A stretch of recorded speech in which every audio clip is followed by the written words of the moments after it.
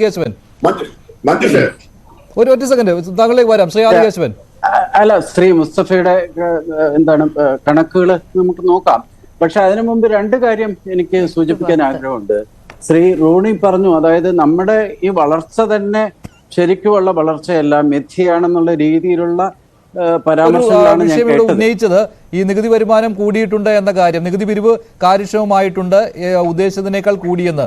അപ്പോൾ ശ്രീ മുസ്തഫ അതിനുള്ള മറുപടിയാണ് ഇവിടെ നൽകിയത്. അതിൽ ഈ സംസ്ഥാനങ്ങളുമായിട്ട് പങ്കുവയ്ക്കുന്നില്ല, അത് തന്നെ കുറയ്ക്കണമെന്ന്, ഈ 42% നിന്ന് 32% കുറയ്ക്കണമെന്ന് പ്രധാനമന്ത്രി തന്നെ നേരിട്ട് ആവശ്യപ്പെട്ടിരുന്നു എന്ന്. അതെ മഞ്ജുഷ, അതാണ് അതിൽ നിന്നും തുടങ്ങി ഞാൻ വരാം. അതായത് നികുതി വരുമാനത്തിന്റെ കണക്ക് ബജറ്റിൽ അവതരിപ്പിക്കപ്പെട്ട കണക്ക് ഞാൻ ഇനി കഴിഞ്ഞ 2 വർഷത്തിന്റെ കണക്ക് കൂടി നേരത്തെ പറഞ്ഞൊന്നും എനിക്ക് ഓർമ്മയില്ല. പക്ഷേ 2020-21 15,45,000 ഉദ്ദേശിച്ച പിരിവിനേക്കാളും 18 ലക്ഷം, അതായത് 2.5 ലക്ഷം കൂടിയാണ് സർക്കാരിന് പിരിക്കാൻ സാധിച്ചത്. ഇതൊക്കെ ബഡ്ജറ്റിൽ വരുന്ന കണക്കുകളാണ്. ഈ കണക്കുകൾ തെറ്റാണെങ്കിൽ, അതായത് ഈ കണക്കുകളെല്ലാം പൊള്ളയാണ്, ഈ കണക്കുകളൊക്കെ മിഥ്യയാണെന്ന് പറഞ്ഞു കഴിഞ്ഞാൽ പിന്നെ ശരിക്കും പറഞ്ഞാൽ നമുക്ക് ചർച്ചയ്ക്കൊരു ആധികാരികതയില്ല. ചർച്ചയുടെ ബേസിസ് ഈ ബഡ്ജറ്റിന്റെ കണക്കുകളിലാണ്, പ്രിന്റഡ് ആയിട്ടുള്ള കണക്കുകൾ. ഈ വരവ് കൂടിയിട്ടില്ല എന്ന് പറഞ്ഞിട്ടില്ല, ഞാൻ കൃത്യമായിട്ട് പറഞ്ഞു 13% വർദ്ധിച്ചിട്ടുണ്ട് വിഭവസമാഹരണം. പക്ഷെ ആ വർദ്ധിച്ചതിൽ എത്രയാണ് ഡയറക്റ്റ് ടാക്സ് ഈ ഷെയർ ചെയ്യേണ്ടത്, എത്രയാണ് അഡീഷണൽ എക്സൈസ് ഡ്യൂട്ടി, അങ്ങനെയുള്ള ഉൾപ്പിരിവുകളുണ്ടോ? ആ അഡീഷണൽ എക്സൈസ് ഡ്യൂട്ടി താങ്കൾക്കറിയാലോ, സംസ്ഥാനങ്ങളുമായിട്ട് വിഭജിക്കേണ്ടതില്ലല്ലോ.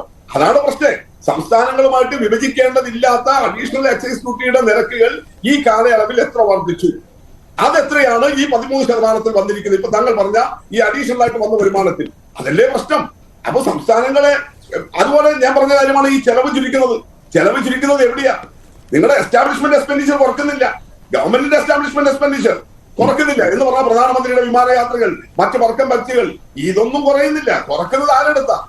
അത് കുറക്കുന്നത് ഇതാ കഴിഞ്ഞ തൊഴിലുറപ്പ് പദ്ധതിയിൽ 2021-22-23 4,860 കോടി രൂപയുടെ കുറവാ. തൊഴിലുറപ്പ് പദ്ധതിയാ ഇന്ത്യയിലെ ഗ്രാമങ്ങളെ ജീവിപ്പിക്കുന്നത്, അതാ പാവങ്ങൾക്ക് പോകേണ്ടത്. അതിൽ കഴിഞ്ഞ വർഷം അനുവദിച്ചതിനേക്കാൾ ഇപ്പോഴത്തെ പുതിയ എസ്റ്റിമേറ്റോ അതിനേക്കാൾ കുറഞ്ഞു വന്നിരിക്കുക. അല്ല, ഞാനൊന്നും പറഞ്ഞോട്ടെ. ഞാൻ ആദ്യം ശ്രീ റോണി പറഞ്ഞതിന് മറുപടിയായിട്ടാണ് പറഞ്ഞത്. അതായത് വളർച്ച കഴിഞ്ഞ 4 വർഷവും 7% റിയൽ GDP ഗ്രോത്ത് എന്നുള്ളതിന് സംശയമൊന്നുമില്ല. Nominal GDP growth 10-11%. അതിന് ശ്രീ മുസ്തഫ തന്നെ പറയുന്നു, വളർച്ച നിരക്ക് കാരണം കണക്കിന്റെ ബേസിസിൽ ടാക്സ് എത്രയാണോ പിരിഞ്ഞു കിട്ടിയത് അത് വളർച്ചാ നിരക്കിന്റെ സൂചകമായിട്ട് എടുക്കുകയാണെന്നുണ്ടെങ്കിൽ അത് നമുക്ക് അക്സെപ്റ്റ് ചെയ്യാം. ഇനി സംസ്ഥാനങ്ങൾക്കുള്ള ട്രാൻസ്ഫറിന്റെ എമൗണ്ട് എടുത്തു കഴിഞ്ഞാൽ പേജ് നമ്പർ 12 ആണ്, transfer of resources to states and union territories. 2022-23 മൊത്തം ട്രാൻസ്ഫർ ചെയ്ത എമൗണ്ട് 18,64,000 കോടി. 23-24 റിവൈസ്ഡ് എസ്റ്റിമേറ്റ് 20,98,000 കോടി. അതായത് എല്ലാ സ്റ്റേറ്റ്സിനും യൂണിയൻ ടെറിട്ടറീസിനും വീതിച്ചു കൊടുത്ത എമൗണ്ടിന്റെ ടോട്ടലാണ് ഞാൻ വായിക്കുന്നത്. 24-25 22,74,000 കോടി. ബജറ്റിന്റെ ആകത്തുക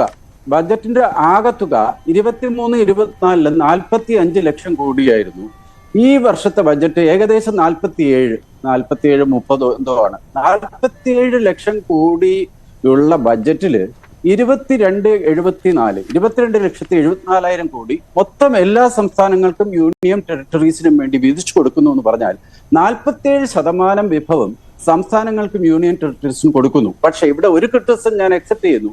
കേരളത്തിന്റെ പൊതുവെയുള്ള സമീപനം, അല്ലെങ്കിൽ കേരളത്തിൽ നിന്നുള്ള ഒരു ക്രിറ്റിസിസം നമ്മൾ ഉന്നയിക്കുന്നത്, നമ്മുടെ വിഹിതം കാലങ്ങളായി വർഷങ്ങളായി ഇങ്ങനെ കുറഞ്ഞു വരുന്നു, മറ്റുള്ള സംസ്ഥാനങ്ങൾക്ക് കൂടി പോകുന്നു എന്നുള്ളത് ഈ ധനകാര്യ കമ്മീഷന്റെ റെക്കമെൻഡേഷന്റെ അടിസ്ഥാനത്തിലുള്ള വിഹിത വീതിപ്പ് കൊണ്ടുണ്ടാവുന്ന ഒരു പരിണിത ഫലമായിട്ട് വേണം കാണാൻ. പക്ഷേ ശ്രീ മുസ്തഫയോട് എനിക്ക് സബ്മിറ്റ് ചെയ്യാനുള്ളത്, 12ാമത്തെ പേജിലെ കണക്ക്, പ്രസിദ്ധീകരിച്ച കണക്ക് ശരിയാണെങ്കിൽ സംസ്ഥാനങ്ങൾക്ക് മൊത്തമായിട്ട് കേന്ദ്രം വീതിച്ചു നൽകുന്ന തോത് കൂടി വരുന്നു എന്ന് മാത്രമല്ല, മൊത്തം ബഡ്ജറ്റിന്റെ 47 വരുമാനത്തിന്റെ 47% ഈ സംസ്ഥാനങ്ങൾക്ക് കൊടുക്കാനും സാധിക്കുന്നു എന്നുള്ളതാണ് കണക്ക് പറയുന്നത്.